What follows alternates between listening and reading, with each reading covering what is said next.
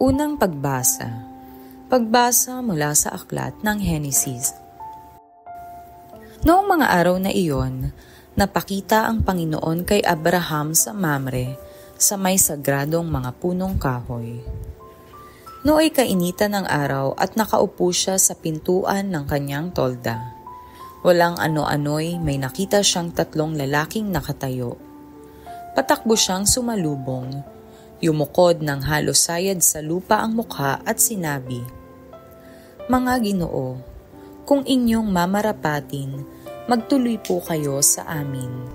Dito muna kayo sa lilim ng punong ito at ikukuha ko kayo ng tubig na panghugas sa inyong mga paa.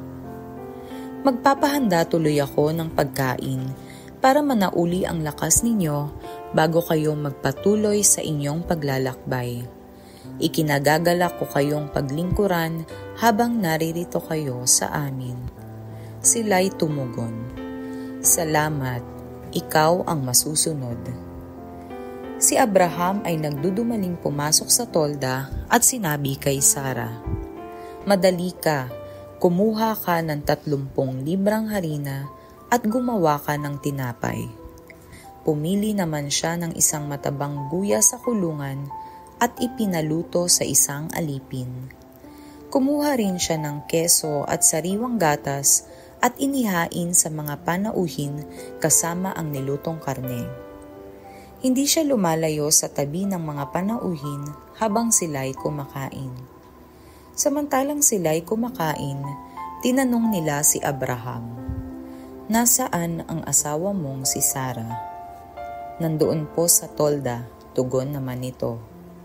Sinabi ng panauhin, "Babalik ako sa 1 taon sa ganito ring panahon at pagbabalik ko'y may anak na siya."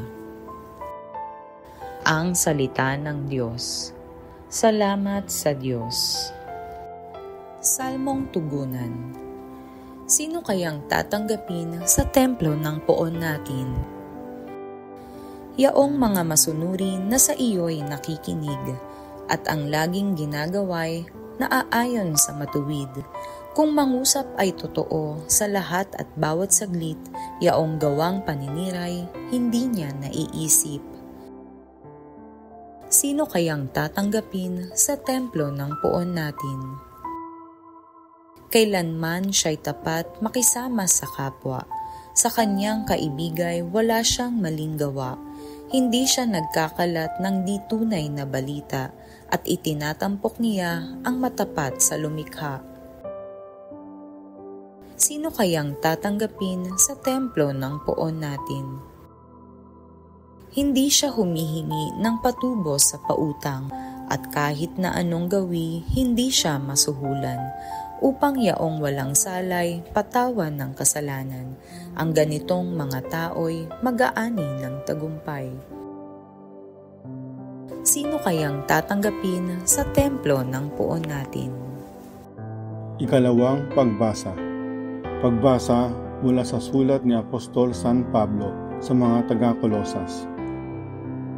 Mga kapatid, nagagalak ako sa aking pagbabata ngayon, alang-alang sa inyo, sapagkat sa pamamagitan nito'y naipagpapatuloy ko ang paghihirap na kailangan pang gawin ni Kristo para sa simbahan na kanyang katawan.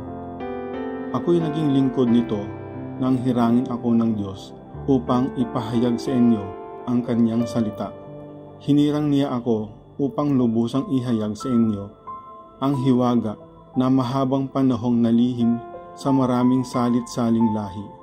Ngunit ngayon, inihayag sa kanyang mga anak. Inibig ng Diyos na ihayag sa lahat ng tao ang dakila at kamanghamanghang hiwagang ito. Ito ang hiwaga. Sumainyo si Kristo, at dahil dito'y nagkaroon kayo ng pag-asang makapiling ng Diyos doon sa kaluwalhatian.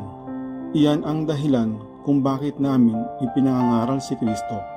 Pinaalalahanan namin ang lahat at buong linaw na tinuturuan ayon sa aming makakaya upang maiharap namin sa Diyos ang bawat isa, sakdal at walang kapintasan dahil sa pakikipag-isa kay Kristo.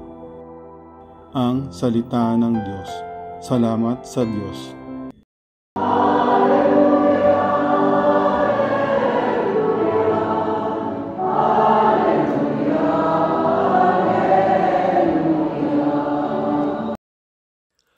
Ang mabuting balita ng Panginoon ayon kay San Lucas. Noong panahong iyon, pumasok si Jesus sa isang nayon. Malugod siyang tinanggap ng isang babaeng nagngangalang Marta sa tahanan nito. Ang babaeng ito'y may isang kapatid na Maria ang pangalan. Naupo ito sa paanan ng Panginoon at nakinig sa kanyang itinuturo. Alalang-alala si Marta sapagkat kulang ang kanyang katawan sa paghahanda, kaya't lumapit siya kay Jesus at ang wika, "Panginoon, sabihin nga po ninyo sa kapatid kong tulungan naman ako." Ngunit sinagot siya ng Panginoon, "Marta, Marta, naliligalig ka at abalang-abala sa maraming bagay, ngunit isa lamang ang talagang kailangan. Pinili ni Maria ang lalong mabuti, at ito'y hindi aalisin sa kanya." Ang mabuting balita ng Panginoon, pinupuri ka namin, Panginoong Hesukristo.